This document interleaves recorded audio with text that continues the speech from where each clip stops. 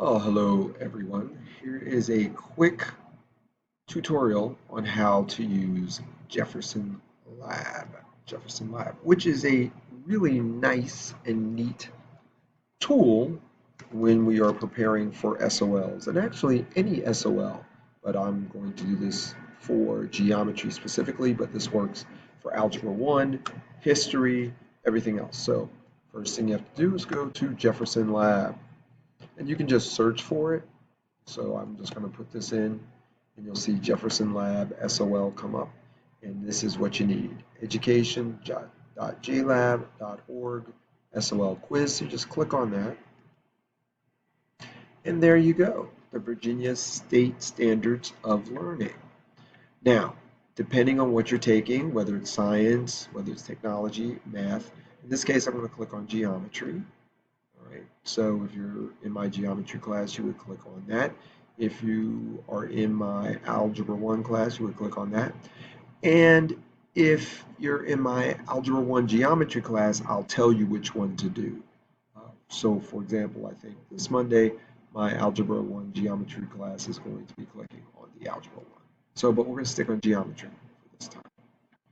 Now you can pick the number of questions. Now, depending on the day or whatever, I may say, hey, do 5, do 10, do 20, or do 40. It depends. So if you're just practicing yourself, I think 20 is a good number. If you just need to do something quick, do 10. So usually 10 or 20 is what I suggest. Please put your name in. And sometimes if you're doing it as a group, I'm going to ask you to put all of your names in here. And then once you put your name in,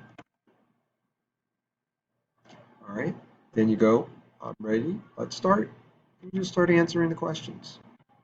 Okay, you just go through the questions and answer them.